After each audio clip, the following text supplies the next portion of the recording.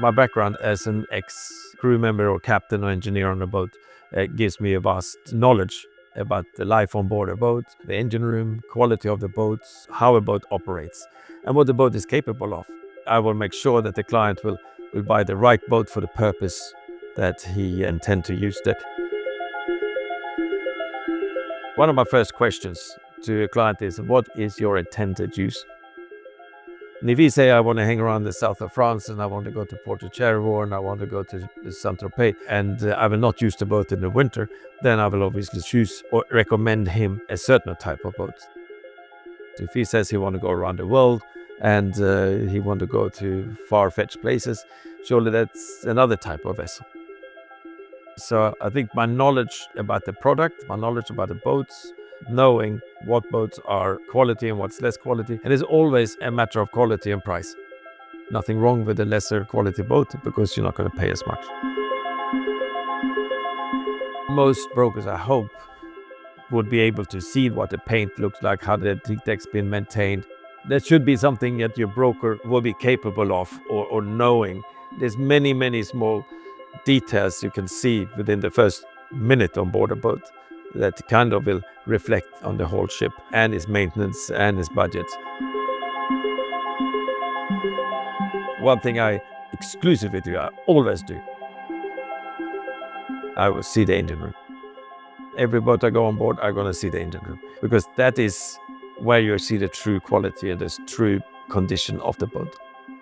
Anyone can have a beautiful shiny interior with new cushions and they're smelling nice because the candles are burning, but the engine room, that's where you see whether money is spent or not.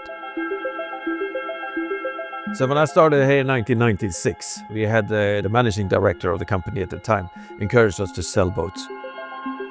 Selling boats made more money and was less time consuming than building a boat. So the first 5-6 years, we were concentrating on selling yachts rather than doing new builds. And this is back 96, so there was lesser boats being built. Of course, a big boat in those days was a 100-foot or 120-foot boat. So there was lesser involvement from the brokerage industry in new builds. My very first client voiced an opinion on building a very special boat for himself, which was different to what was offered on the market. We then researched internally and we put together a team and we built this first boat. And that's kind of gave me the taste of building boats because here I can use my knowledge as a captain to knowing how the boat should be operated, how it should be easily navigated or driven. I was deckhand for a while as well, so I want to know what would be convenient for equipment and mooring and all that sort of things. And of course, as an engineering background, I was very excited about the engine room and the systems. So I'm very deeply involved in every aspect, from engines to generators to all other equipment on board. And that's kind of get me started. And from there on, I built many boats. I think that's the fun part for me, because if you may do a new build project for an owner or for a family, if you do it right, they will have a lot of fun. There will be enjoyment from all family members or the couple, both husband and wife, if you do it right from the beginning. Again, the same question, what's your intentions with the boat? What is the size of the boat? What's your budget? Do you looking for the Rolls-Royce of yachts, or do you looking for the Volvo of yachts? And then we will find a suitable shipyard that's going to fit with that project. We will start talking about interiors, we're talking about exteriors, we're talking about capabilities and range and many questions. A big questionnaires of pages and pages. And together with the owner, you will, or with the client, you will then develop a project. Now you can go custom, which is also exciting, or you go to a semi-customs, which most of the shipyards today is offering.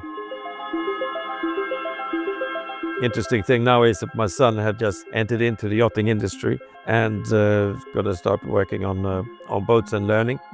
The advice I've given to my son is contrary to what all the other kids coming down to Antibes looking for a job. I said to him, do not go and work on an 80, 90 or 100 meter boats, which everyone is dreaming to work on, because you're just going to be a number and the captain won't even know your name. Go and work on a 100 to 120 foot boat between 5 and 7 crew members. You're going to help the captains do watches. You're going to help the chef in the galley.